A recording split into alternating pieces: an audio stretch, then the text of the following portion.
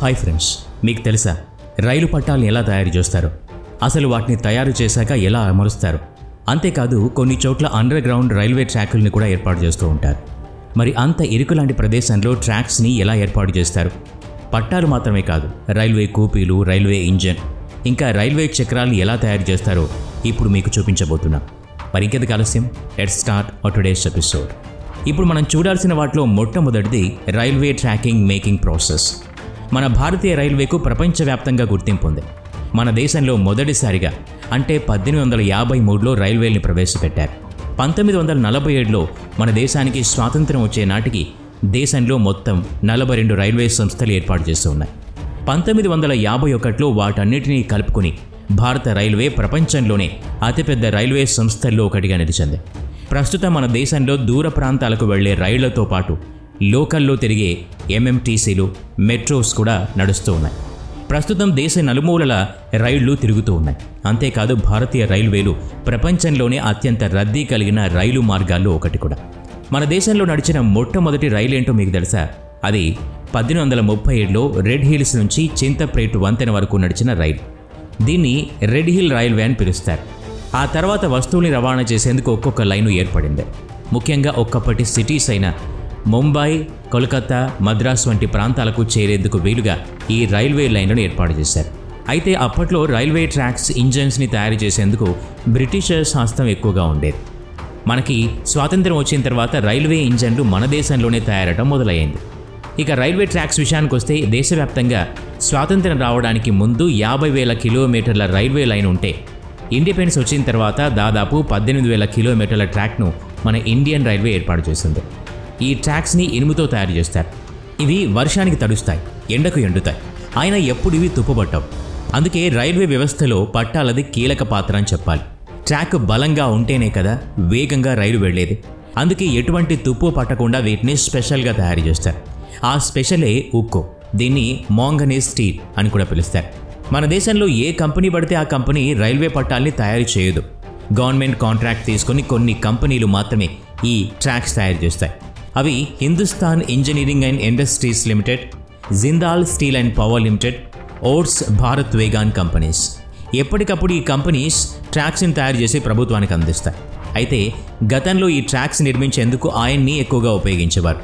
అయితే మీకు తెలిసిందే, వర్షాలు పడ్డా, ఎండ ఎక్కువైనా ఇనుముపై రియాక్షన్స్ జరగడం చూస్తూ ఉంటాం.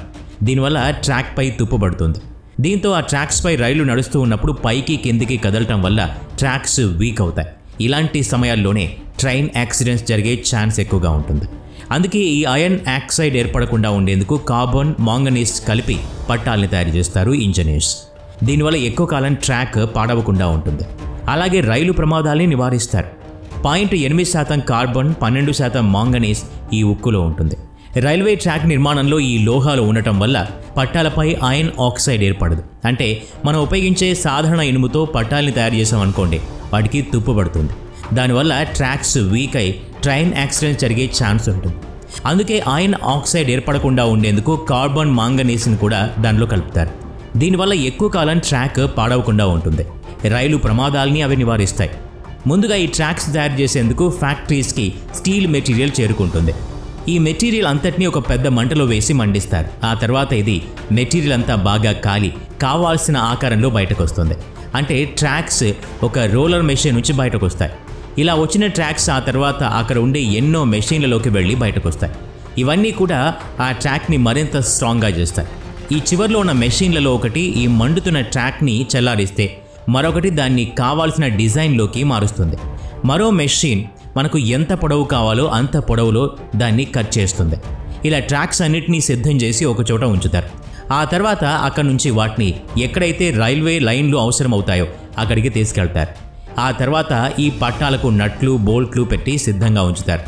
ఆ తర్వాత ఒక మెషిన్ ద్వారా ట్రాక్స్ని వేసే స్థలంలో ముందుగా కంకర రాళ్లు వేసి ఆ తర్వాత వాటిపై కాంక్రీట్ బ్రిక్స్ వేస్తారు.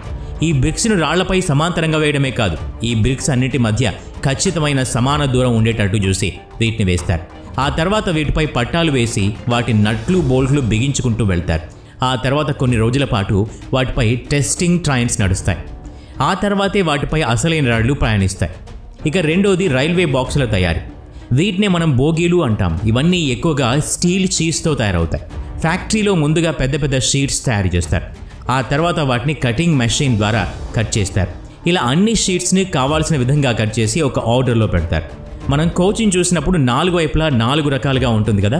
ఇప్పుడు ఈ ఫ్యాక్టరీలో చూస్తున్నట్టుగా ఇలా 4 రకాల షీట్స్తో కోచ్కి 4 వైపులా వచ్చే సైడ్ని తయారు చేస్తారు. వీటన్నిటినీ బోల్ట్లు, వెల్డింగ్ సాయంతో కలుపుతారు.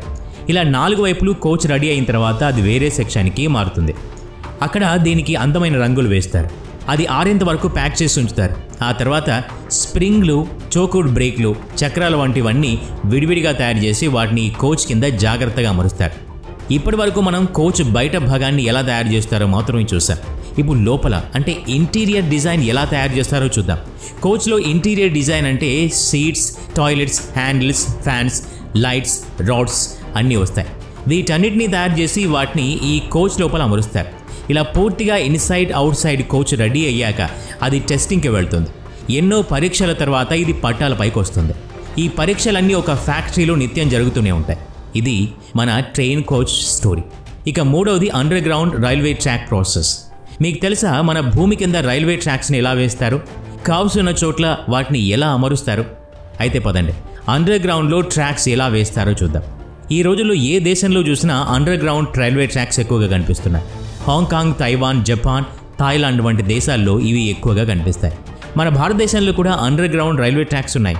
చెన్నై, కోల్కతా, గుర్గావ్, జైపూర్, బెంగళూరు, ఢిల్లీ వంటి సిటీస్కి మీరు వెళ్ళినట్లయితే అండర్ గ్రౌండ్లో ట్రైన్ జర్నీ ఎక్స్పీరియన్స్ చేయొచ్చు. ఇలా అండర్ గ్రౌండ్ ట్రాక్స్ వల్ల మనకి ఆనందం కలగడమే కాదు, ఎంతో ట్రాఫిక్ను కూడా కంట్రోల్ చేయొచ్చు. ఇక ఇది ఎలా తయారు చేస్తారో చూద్దాం.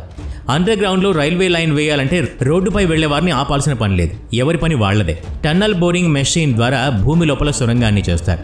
ఈ మెషిన్ ముందు ఉండే కటింగ్ బ్లేడ్స్ రొటేట్ అవుతూ సొరంగాన్ని చేస్తాయి.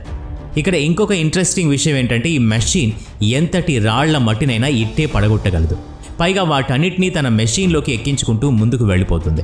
ఇలా ఎప్పటికప్పుడు ఆ మట్టి బయటకు వచ్చేయడం ద్వారా టన్నెల్ చేసే పనికి ఎటువంటి బ్రేక్ పడదు. ఇదంతా ఒక మెషినే చేసేస్తుంది అంటే పొరపాటే. ఎందుకంటే ఈ మెషిన్ లోపల చాలామంది వర్కర్స్ కూడా ఉంటారు. వీరే అంతటినీ ఆపరేట్ చేస్తూ ఉంటారు. అలా సొరంగాన్ని చేస్తారు. ఆ తర్వాత మరో మెషిన్ ద్వారా కాంక్రీట్ మెటీరియల్ని లోపలికి తీసుకెళ్లి ఫ్లోర్ చేస్తారు. ఆ తర్వాత టీబీఎన్ బోరింగ్ మెషిన్ ద్వారా మొత్తం సొరంగం లోపలంతా ప్లాస్టింగ్ చేస్తారు. ఆ తర్వాత స్టీల్తో తయారు చేసిన కొన్ని జాలీల్ని అమరుస్తారు. ఆ తర్వాత మరో మెషిన్ ద్వారా ఈ జాలి లోపల కాంక్రీట్ వేసుకుంటూ వెళ్తారు. ఆ తర్వాత మరికొన్ని కాంక్రీట్ తయారు చేసిన పీసెస్ని టన్నెల్ లోపలికి తీసుకెళ్తారు. లోపల నుండి టీవీఎం మెషిన్స్ని కంట్రోల్ చేస్తూ ఈ కాంక్రీట్ పీసెస్ని సొరంగానికి పైన అమరుస్తారు. దీనివల్ల సొరంగం చాలా గట్టిగా ఉంటుంది. ట్రైన్ వైబ్రేషన్ని తట్టుకోగలదు కాబట్టి ఈజీగా ట్రైన్ ఈ అండర్ గ్రౌండ్లో మూవ్ అవుతూ ఉంటుంది. ఇప్పుడు ఈ సొరంగాన్ని పూర్తిగా తయారు చేసిన తర్వాత రైల్వే ట్రాక్స్ ఒక్కొక్కటిగా తీసుకొచ్చి ఇక్కడ అమరుస్తారు. ఈ వీడియోలో చూపిస్తున్న విధంగా వాటిని అమరుస్తారు. ఆ తర్వాత అండర్ గ్రౌండ్లో రైల్వే లైన్ పూర్తిగా రెడీ అవుతుంది. ఇక నాలుగోది ట్రైన్ వీల్ మేకింగ్ ప్రాసెస్. మీకందరికీ తెలుసు ట్రైన్ నడవాలంటే బోగీలు, పట్టాలు ఉంటే సరిపోదు, వాటికి వీల్స్ కూడా కావాలి. మరి ఆ వీల్స్ ఎలా తయారు చేస్తారో చూద్దాం. ముందుగా పెద్ద స్టీల్ రాడ్స్ని పెద్ద సైజులో రోల్స్గా కట్ చేస్తారు. ఆ రోల్స్ని పెద్ద పెద్ద మెషిన్స్ సహాయంతో ఒక ఇండక్షన్లోకి పంపుతారు. అక్కడ 20 నిమిషాల పాటు దీన్ని ఉంచిన తర్వాత కంటైనర్ సహాయంతో అక్కడి నుంచి దూరంగా తీసుకెళ్తారు. ఆ తర్వాత ఈ రోల్ని వేరే మెషిన్లోకి పంపించి ఒక ఆకారంలోకి తీసుకెళ్తారు. అందులో ఒక మెషిన్ అయితే దీన్ని ప్రెస్ చేస్తుంది. దీంతో అది ఫ్లాట్గా మారిపోతుంది. ఆ తర్వాత దాన్ని 2-3 సార్లు షేప్ చేయడంతో ట్రైన్ వీల్ తయారవుతుంది. ఇక చివర్లో దాన్ని పూర్తిగా షేప్ చేసి బయటకు విడుదల చేస్తారు. ఇలా బయటకు వచ్చిన చక్రాలు చల్లబడ్డ తర్వాత వాటికి షైనింగ్ చేస్తారు. ఆ తర్వాత అవి కోచెస్ తయారు చేసే ఫ్యాక్టరీస్కి వెళ్తూ ఉంటాయి. చూసారుగా, ఇది దీని ప్రాసెస్. మీకు ఎలా అనిపించిందో కామెంట్ చేసి చెప్పండి. వీడియో నచ్చినట్లయితే లైక్ చేయండి, షేర్ చేయండి. ఇలాంటి మరిన్ని వీడియోస్ కోసం ఈ ఛానల్కి సబ్స్క్రైబ్ చేసుకుని బెల్ ఐకాన్ మీద క్లిక్ చేయండి.